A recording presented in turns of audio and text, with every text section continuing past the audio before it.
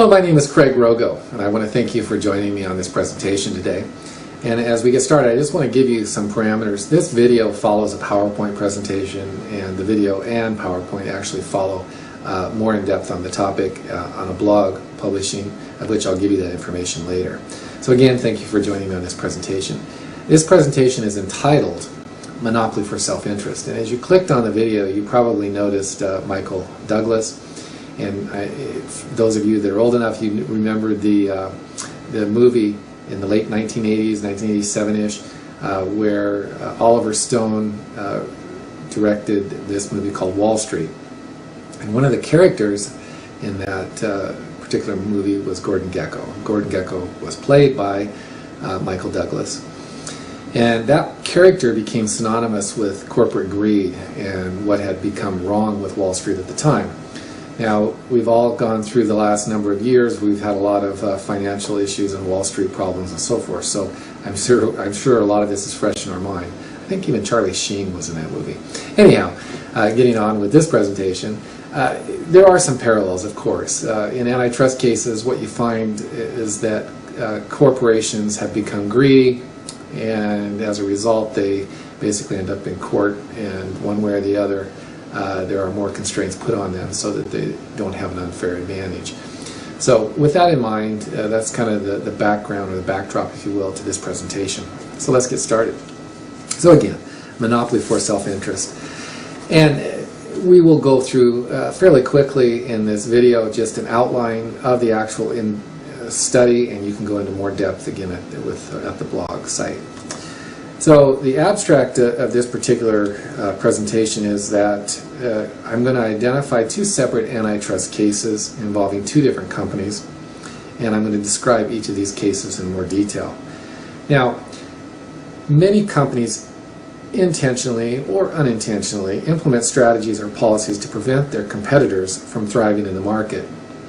Such self-interest is seen as selfish or monopolistic, especially when they violate laws. And if they become unfair, of course, there will be more laws put into place. Now, while a company may struggle to gain dominant control over their respective industry, attempting to create an unfair monopoly is definitely not a solution for corporate success, as we'll identify through this presentation. Now, again, this next slide, Multimedia Formats, will identify that if you come back to the blog where I published the research, you'll be able to actually view this video again or the PowerPoint presentation. But go back to the blog posting itself at mergersandacquisitions.org/monopoly for self-interest, which is the blog posting.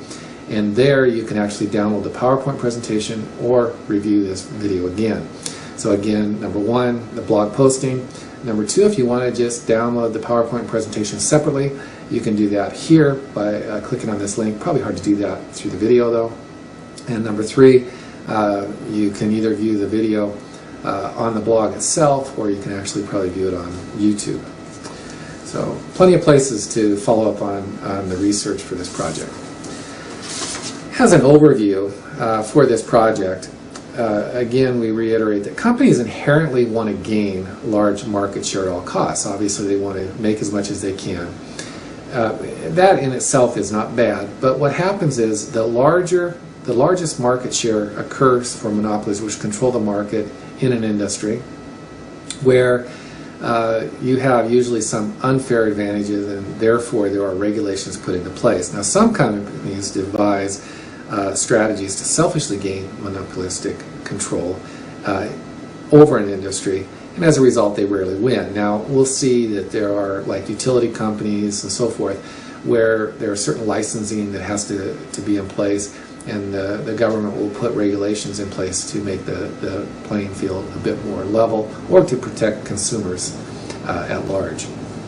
Now, I have two examples. One will be in the healthcare industry, and the other will be in the high-tech industry. The example that I'll use in the healthcare industry is a case that involved chiropractors versus the American Medical Association, or the AMA. And in the second case, it will be in the high-tech industry where it's Rhombus versus Micron Technology.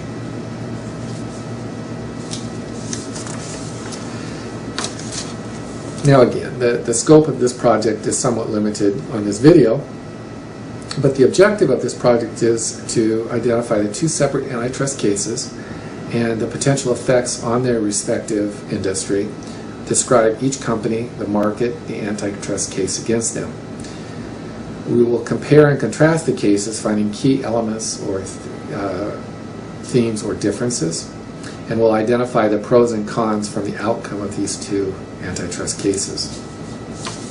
Now, as we describe these two cases here, we're just going to hit the high points again in this video, and I once again encourage you to come back to the blog where you can go into more detail. The first case, as I mentioned, involved the chiropractics profession and the American Medical Association.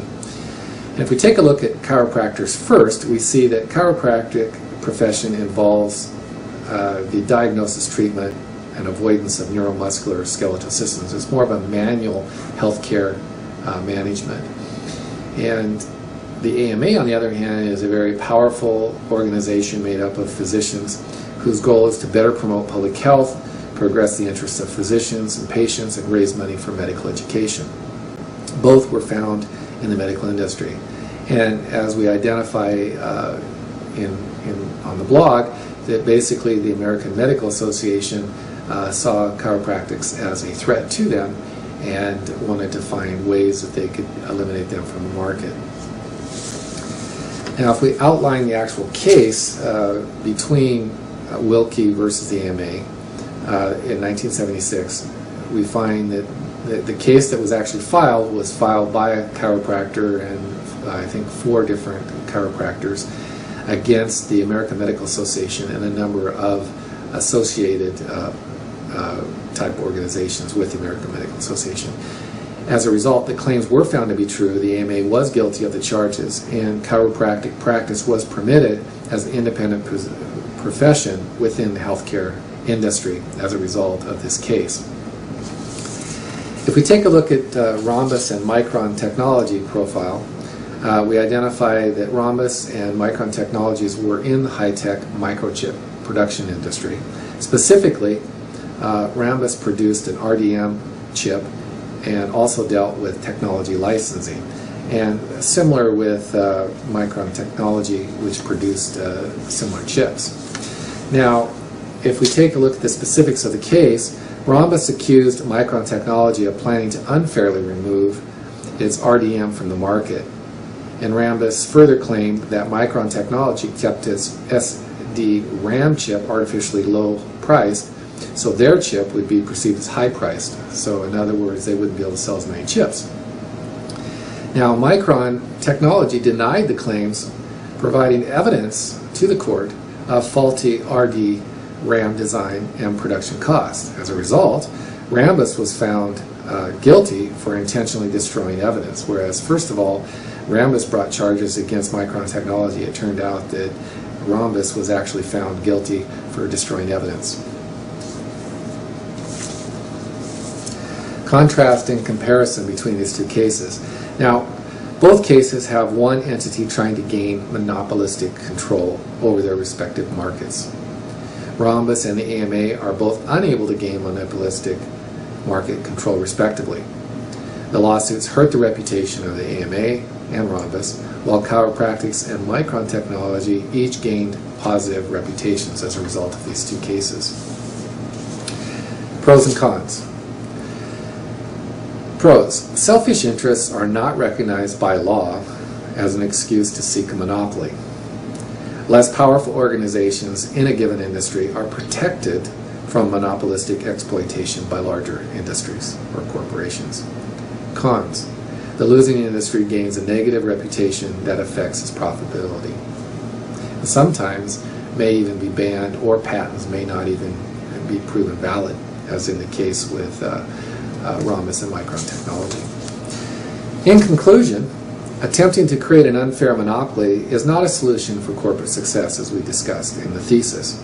Companies in various industries inherently want to gain an advantage or monopoly. That itself is not bad, but violating laws and seeking unfair advantages definitely is. Most self-serving monopoly cases rarely prevail. The AMA and Rhombus lose, as there was enough evidence to issue verdicts, and it is not lawful to destroy evidence, as we learned, as it may result in a total ban from the industry. So again, we just hit the high points in this video, but if there was some other interest in going deeper into these two different antitrust cases or learning a bit more about the topic, again, I invite you to come back to the published blog, and again, you see here a slide where you can follow that address, which is mergersandacquisitionstrategies.org/monopoly for self-interest. If you want to take a look at some more in-depth research, both on the blog there and also on the slides, you can see academic credited references which I use, and you can go through those in more detail as well. And again, thank you very much for joining me on this presentation today. I hope it's been helpful.